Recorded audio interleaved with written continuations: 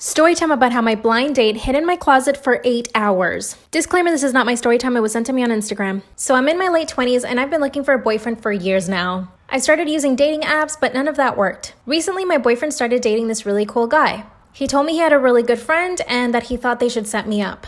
Of course, I had never met this guy before. I didn't know if he had social media. I didn't know anything about him. My sister and her boyfriend set up the whole thing.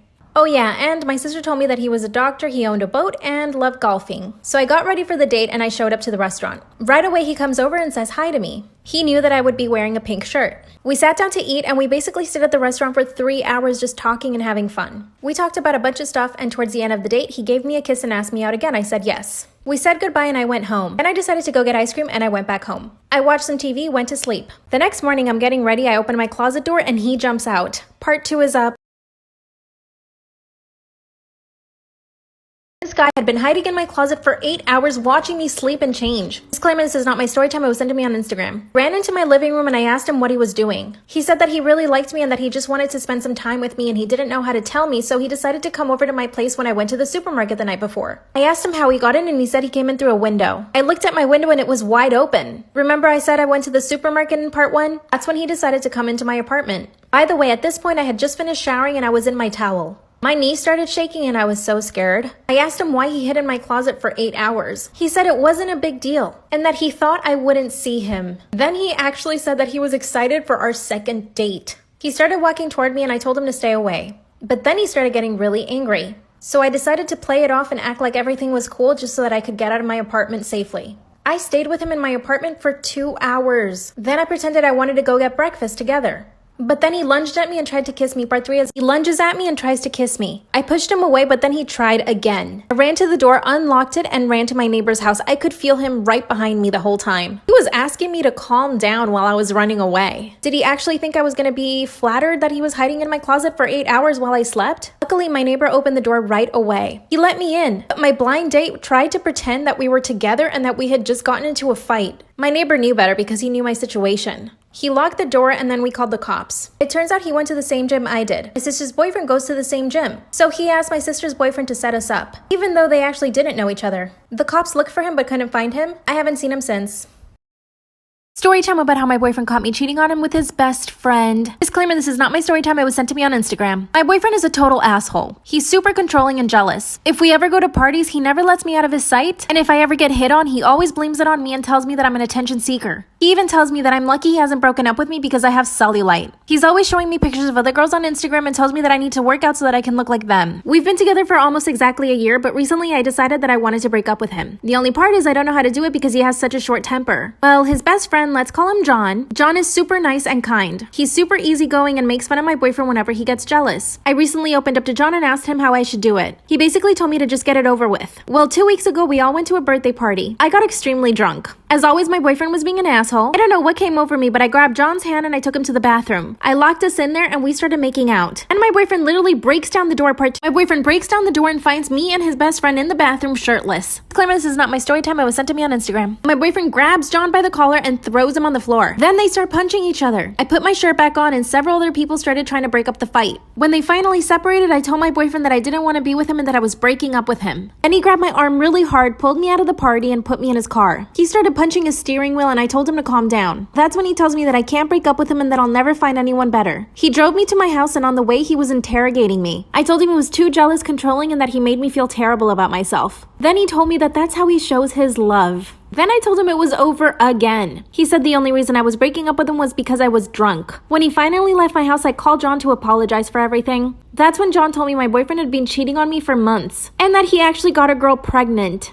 And worst of all, I knew the girl. I knew the girl that my boyfriend had gotten pregnant. I also knew where she lived, so I got in my car and I went over there. She opened the door and I could clearly see a baby bump. I could not believe it. She invited me in and explained that her and my boyfriend had been seeing each other for a few months and that he wanted her to have an abortion, but she didn't want to. She also told me that he threatened her. She also told me that meeting him was the worst thing that ever happened to her. That's when I started getting phone calls from my boyfriend. He started sending me messages asking me where I am, but I had turned off my location so he couldn't see. I finally answered the phone, and when I told him where I was, he hung up on me. When I got home, he was there waiting for me. He denied everything. He said that John made all of that up and that the girl was helping him, and that they were only setting out to break us up. He's basically forcing me to stay with him. So now we're all waiting for the baby to be born to get a paternity test. Also, John and I have been hooking up on the regular. I know that's not good. What do you guys think I should do? Story time of how my daughter almost died. So my daughter never sneaks out or anything like that. She's a good kid and I trust her. This one day she asked to go out on a group study project at nighttime and I said yes. She left around 7 p.m. and it got kind of late. So naturally I started to worry. At 10 p.m. I was about to text her because I had this gut feeling that something was wrong. But I didn't want to be one of those annoying moms who doesn't let her kids live or even study late. So I was apprehensive, but I forced myself to do something else to pass the time. Time passed really quickly and it was 11 p.m. Then the clock strikes midnight. I kind of panicked because she's never been out that late without me and she was with some other kids I didn't even know. I texted her asking her to come home and she responded 15 minutes later. She was like, "I'm fine, I'm coming," but it's with excessive caps and emojis and abbreviations and LOLs, and I know my daughter doesn't text like that. I felt like a crazy paranoid person at that point, so I closed my eyes and fell asleep before I knew it. I woke up, an hour had passed. Now it's 1 a.m. and I don't know where my daughter is. Text her one more time, but it says this caller is not available or something like that. I panic and press the buttons 911 on my phone. Part 2 of how my daughter almost died. So I call 911 trying really hard not to pass out because I'm so worried and I think I'm gonna have a panic attack, and when I have those I usually faint. The police picks up and they go, "What's your emergency? Where are you?" The usual stuff. They say, so I go, "My daughter's been missing for 6 hours and I don't know where she is," and they're like, "Ma'am, it's okay, she's a teenager, let her live." Literally everything I was thinking. She's like, "Calm down, whatever," and I'm begging her, like, I know something's wrong. So she says she's a mother too and she understands, and the police car's on the way. So I was like, "Why didn't you tell me it was on the way when you were talking to me?" Like I was desperately trying to send you to me to get a search party to search for my daughter, and you had people sent out all along. So I'm pissed, but it's whatever. I just want my daughter home. And the police and the search party go to the school and they find her in a closet. So she's locked up. It's the janitor's closet, and these stupid kids took her phone and locked her up and left her in there. It was hot in there, hard to breathe, and she almost passed out. She had lost her voice from screaming for help, and they just left her like that. Of course, I hugged her and cried, but after that, we had a long talk about the types of friends she should be making. Like for part 3. This is how I was about to get expelled for doing nothing. You know that one teacher that hates you with no valid reason and makes it very obvious? Yeah, so in middle school, that teacher decided she needed me out of her classroom. To my teachers in middle school, if you're watching this is not my story. So she did everything in her power to make me miserable. She called me over to her desk and yelled at me in front of everyone because I got a good grade and she was convinced I cheated. By the way, I had studied really hard. She just couldn't see me succeed. Class was held because if I did anything or made the slightest move, she would call me out. One day, she called me over and she seemed really serious. So I was like, here we go again. I had already gotten into trouble the day before for yawning one time in her class. "I'm sorry you give us so much homework and then school starts so early."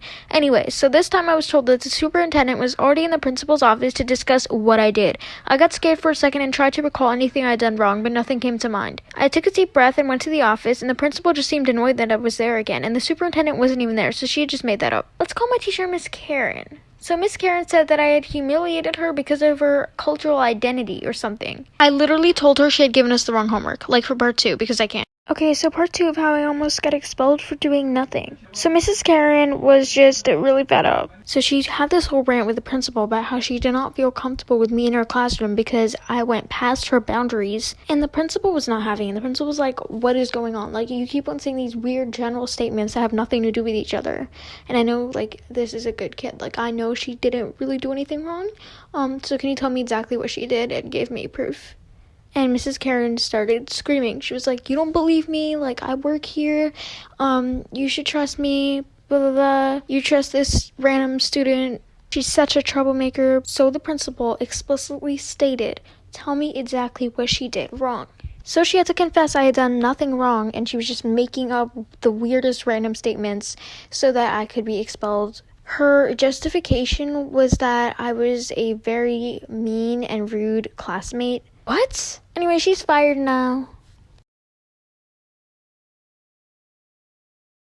Story time about how my entire family found out I had an OnlyFans. Disclaimer, this is not my story time. It was sent to me on Instagram. My family is super strict on me. My dad was so strict. I couldn't even have girlfriends growing up. Like, I couldn't have kids over. I couldn't go to anyone's house. It was the worst. Daddy Dearest would even check my emails and my cell phone every single day. So when I turned 18, I moved the heck out of that house. So of course I needed to earn money, and I found out that one of my friends had an OnlyFans and she was trying to convince me to use it so that I could sign up with her link. Part of me just wanted to really piss off my dad, so I signed up. And guess what? Within a week, I had about 60 followers charging $9 a month. You do the math. See, my dad was paying for my phone bill and everything at the time, so I wanted to become financially independent, and I was able to do it. So I tell my dad I don't need his financial help anymore, and he starts asking questions, but I wasn't giving him any information. Later on that night, my phone starts acting weird.